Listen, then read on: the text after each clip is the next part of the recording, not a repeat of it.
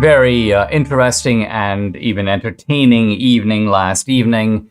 Did you watch the debate? Well, I sort of did. I was watching pieces of the debate, and then I started doing what some of the people were doing at the debate itself, and that is if you span the room with the camera, you could see a lot of them had their phones on, and they were listening to Trump doing his counter-programming. This is the release of the Trump interview with Tucker Carlson. And look, it's not that the debate itself wasn't interesting. It was. And there were some fireworks and some key moments, which I'll highlight in a second. But the Trump interview was consistently engaging. Now, it was, of course, Trump in his usual métier, in his usual style.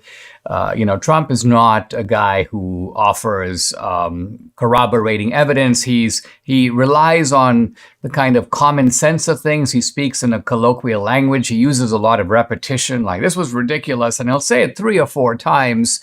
But we got some interesting windows into Trump's approach, what he's learned.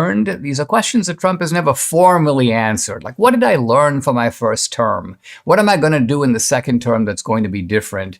And also Trump engaging in his trademark comedy. I mean, the scene that he did, the little piece he did on Kamala Harris, where he goes, yeah, she's a bit of a weirdo. I mean, she speaks in this kind of incomprehensible, mysterious rhyme. The bus went here, the bus went there. That's what buses do. They go places. I mean, this could be a piece in stand-up comedy. And Trump is the only guy capable of doing that kind of stuff.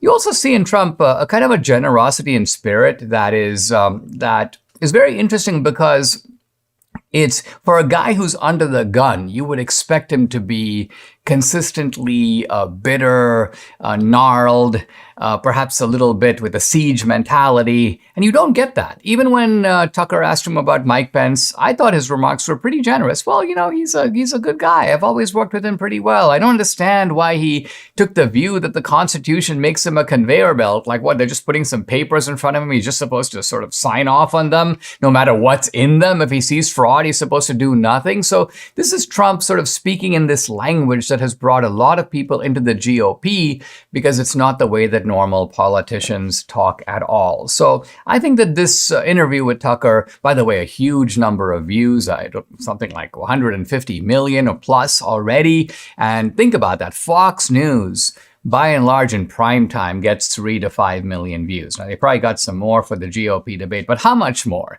And compare that to... So the point here is that we are seeing a real shift away from traditional television media toward new media. And I think at the forefront is Elon Musk's X, the platform formerly known as Twitter. I think Tucker's very smart to have jumped on it and used Twitter now as a way to reach more people than, say, all the networks could do combined. I turned on to MSNBC. They were analyzing the GOP debate, and it was basically former Biden officials questioning current Biden officials, and they all agreed that Biden was the real winner in the debate. So this is for the MSNBC audience that wants nothing more than a kind of reinforcement of their own prejudices. No real analysis, nothing of that kind at all.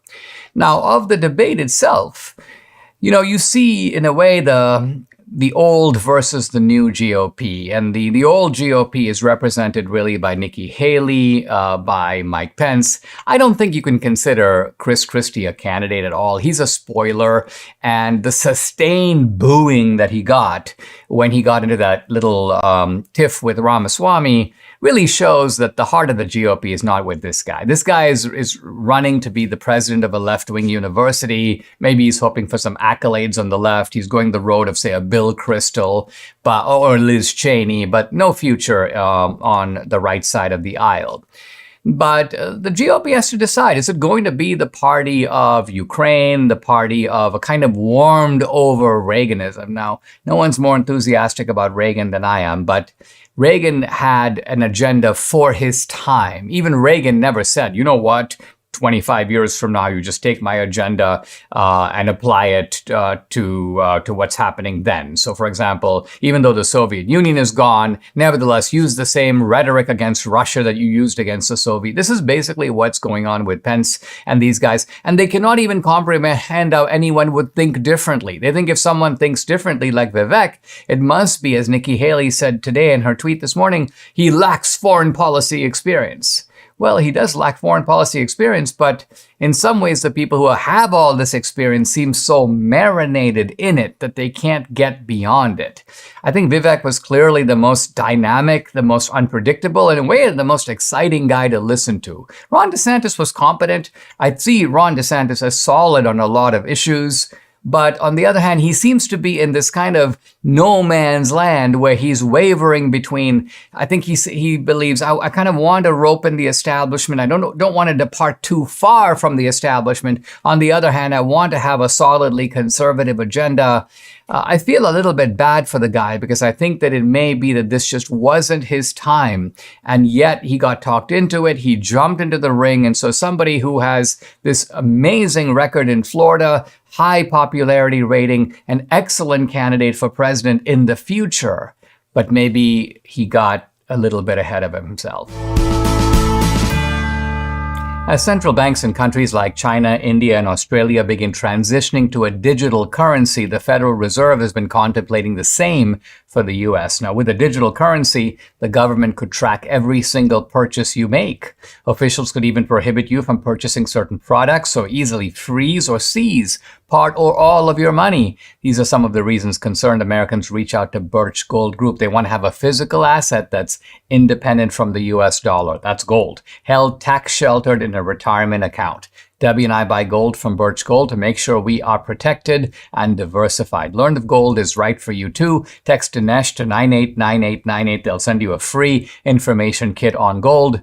No obligation, just information. Now, with an A+ rating with the Better Business Bureau, thousands of happy customers, countless 5-star reviews, Birch Gold can help you diversify into gold. Text Dinesh to 989898. Claim your free information kit on gold, because if a central bank digital currency becomes a reality, it's going to be nice to have some gold to depend on.